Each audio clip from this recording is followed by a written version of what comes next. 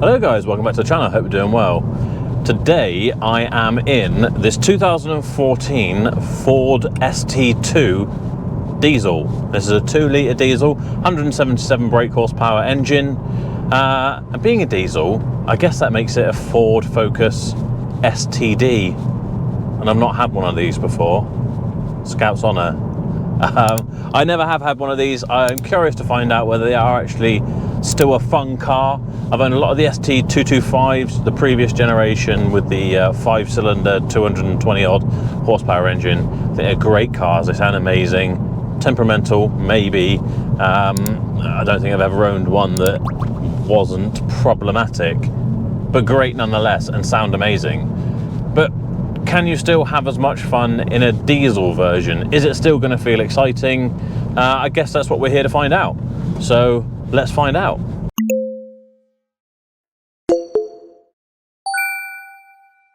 So some of you remember this car from a previous video. I went to Aston Barclay in Westbury and bought this in the auction. Got a fairly good price for it, I think. It is relatively high mileage, 127,000 miles. Not really high for a 4-cylinder Ford diesel engine, but you know, high enough that it would put some people off for sure. But actually the car's in really good condition. It did have a little scuff on one of the back corners that I've had painted, and it was missing a little trim from the front grille, which we've bought and replaced. But other than that, it's just had a good valet, and I think we'll need to service it, etc. But it seems a really smart modern car. It's a very nice place to be in here. We've got these really nice Recaro bucket seats, which are very comfortable, if a little snug on my 17 stone frame, but I am just about in between the side bolsters. The steering wheel is very nice, coated in a very nice soft leather with this flat bottom to it as well, which makes it easier as well if you have got big legs, etc. getting under. It's multi-function, so we've got all of our controls here. Instrument clusters, 2 analog dials for tachometer, speedo, and in the middle of that we've got our LCD for trip computer, etc., which feels nice and modern and fresh. And then we have a huge infotainment screen in the middle, which does our satellite navigation, Bluetooth, trip computers, etc., stuff like that.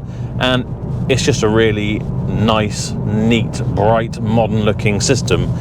So I'm very much a fan of that. And what I'm even more of a fan of is this little instrument cluster above that, which reminds me of my Clio 1.8 16 valve Mark 1 that had that. Just makes it feel that extra bit special.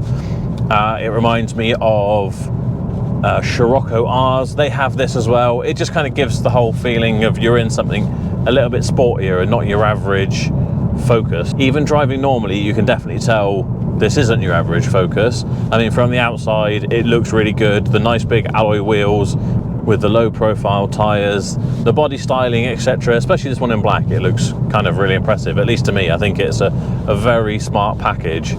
But the ride comfort as well is not your average Focus. Focuses and Mondeos to me are probably one of the most comfortable cars out there in the sort of budget to medium range. But this one definitely feels firmer, and you are feeling all the bumps in the road.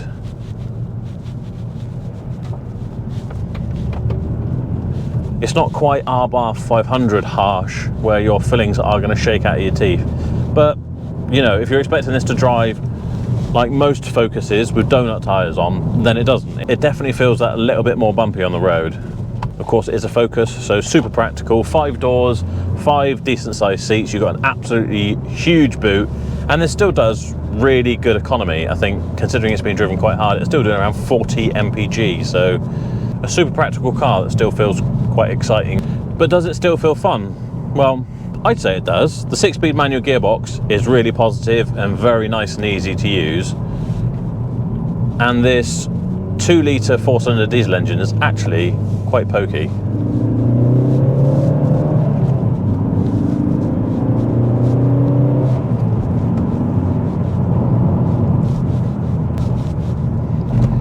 Far from being as dramatic as the ST225. Don't expect hot hatch savagery and flames flying out the exhaust, but stomp your foot on the accelerator and there's definitely some get up and go.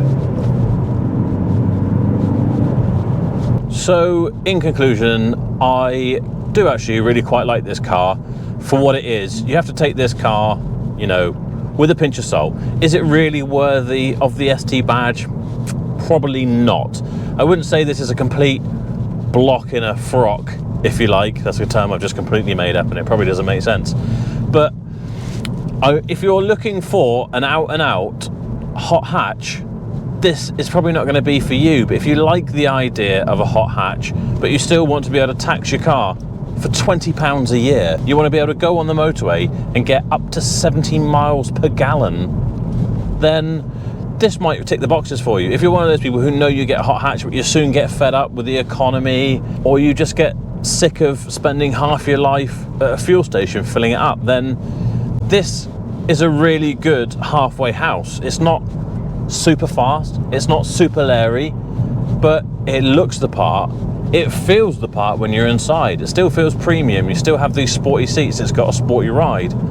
And it's still somewhat exciting when you put your foot down. It's just not gonna rip your face off and fire flames out while it's doing it.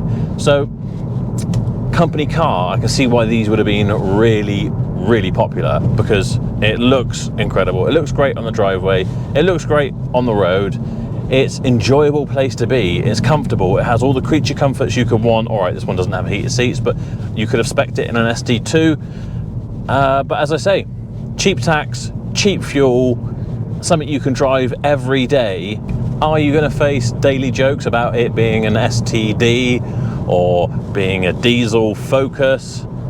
Yeah, probably, but are you really going to care? You know, at the end of the day, you've got a really nice car and it's super economical and practical, so why not have something that looks smart? Would I buy one with my own money? Well, yes. If I wanted a diesel Focus, this is the one I'd have. I'd have the ST2 or the ST3. Okay, so my camera overheated again there, so hopefully I got everything across there. As per usual, hope you enjoyed the video. If you have, give it a thumbs up. If you're new here, please do subscribe. If you're not, thank you for continuing to watch. To check out all my sponsors below, whether it be Car Vertical, Top Don Electrical Equipment, or my own company, carsportformore.com. If you're looking to sell your car, check that out. And otherwise, I will see you next time.